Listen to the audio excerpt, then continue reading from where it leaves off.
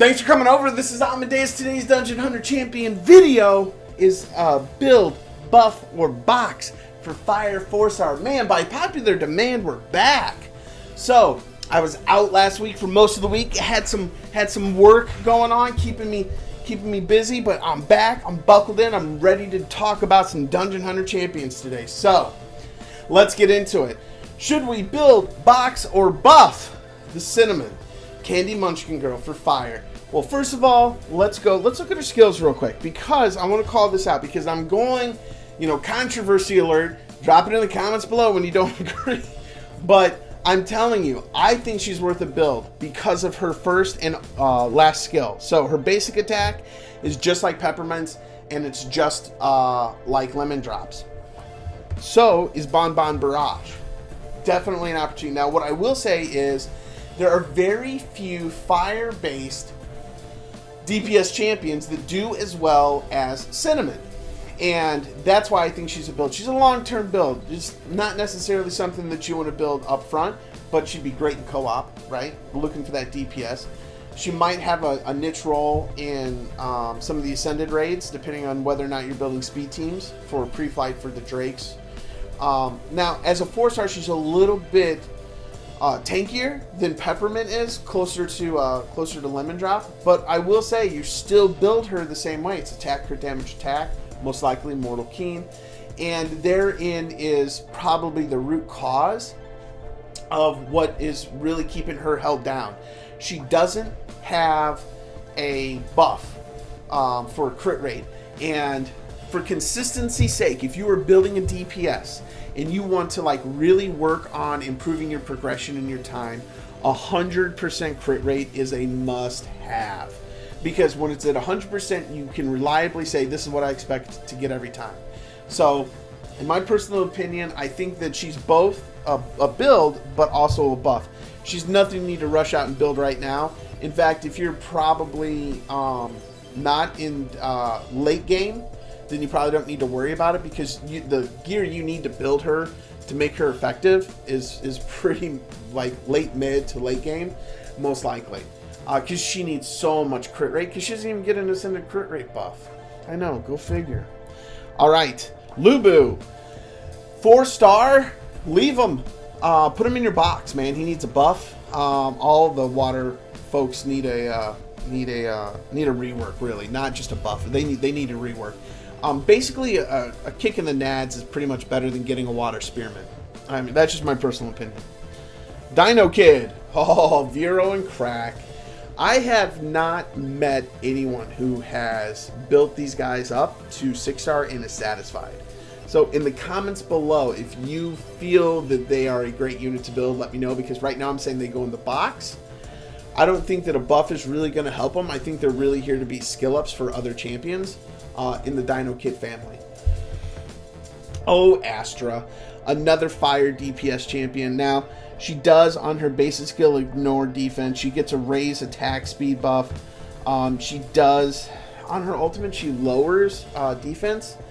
I just don't think it's really that impressive. I was really underwhelmed by what she brought to the table. So I'm telling, in my personal opinion, box. So hopefully that clears up a lot of that confusion. So Kyo Kusanagi. Wow. Okay. So Kyo, maybe I'm pronouncing that right. I don't know. Kyo, we've done videos on him. We've talked about him. I am a fan. But here's the truth of Kyo from just a nit-gritty standpoint. You can't build him short-term, really. You know what I mean? And I think the number one reason is because of the skill-up needs, as well as from the standpoint of the gear he needs to be optimized, right? So it's really tough. So when I say build, he's a long-term build, in-game build, right? I think if you can get your hands on some great King of Fighter skill, which is much easier to farm now than it has ever been, I think he's definitely worth building. Although, as I'm looking at the character build out, do you guys see his belly button? Turn back around there, buddy. The flame is not on his finger. It's in his belly button. He's got fire in his stomach. He wants to be good. That's what I'm talking about, Kyo.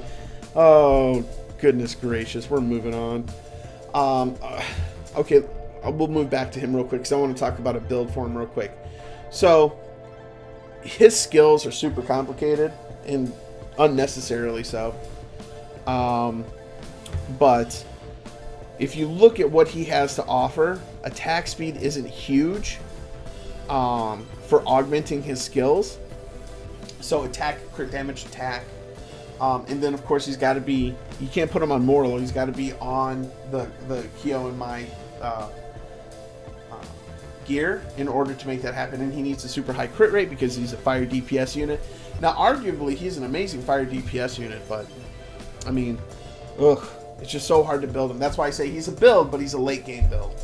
Okay, Laminar, Box, Hawk. I like Hawk because he's got early game. He's got a crit rate buff for the entire team, right? He's kind of like the Tiki Warrior. He's got a crit rate for the entire team, which I think is great. He ignores a part of defense, which I think is great. The only problem is like he doesn't lower defense, right? So even if you are like really focused on him stealing a buff, right? He's only stealing a stack. He's not stealing the whole buff. Well, I mean, that's how it's supposed to do it. But building him attack, crit damage attack is super fun.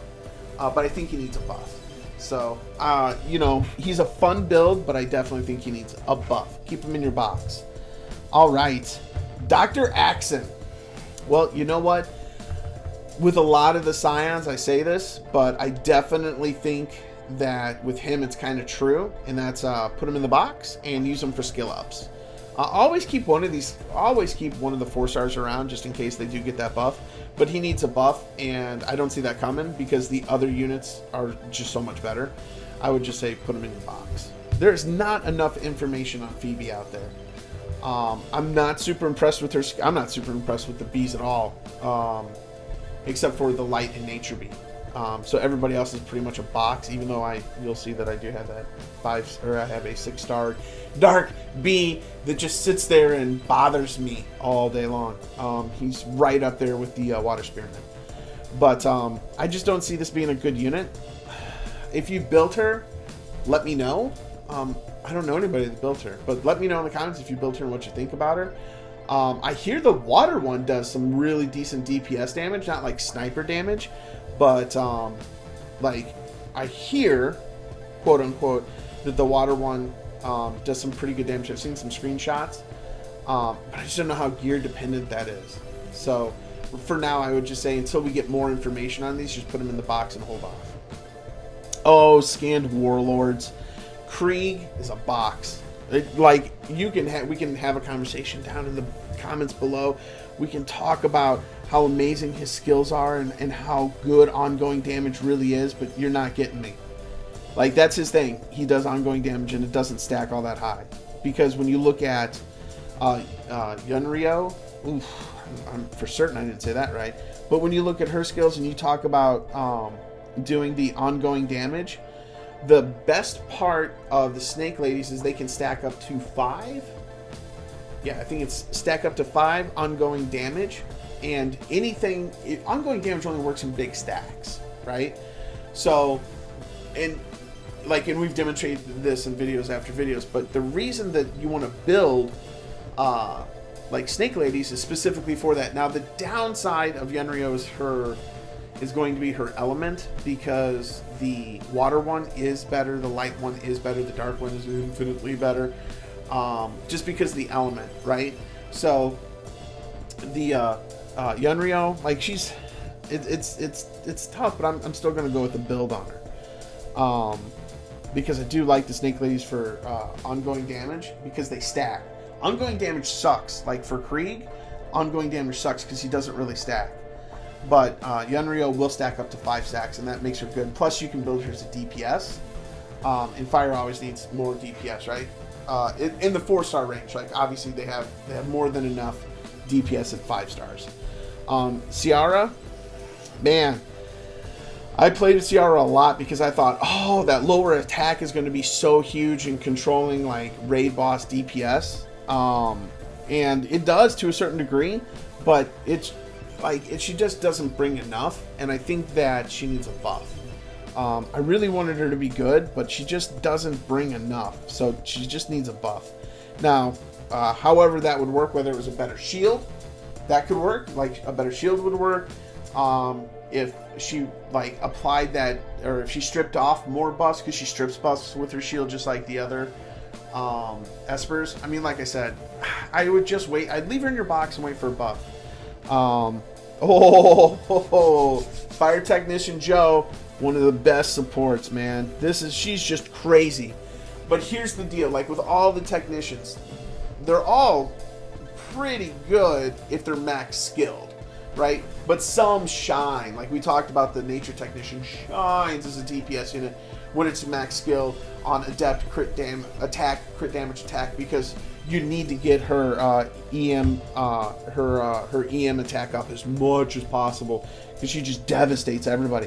And the same thing goes for Joe, because look at this, removes 2 buffs from the enemy and removes all buffs from nearby allies. Once again, removes 2 buffs from an enemy and all debuffs.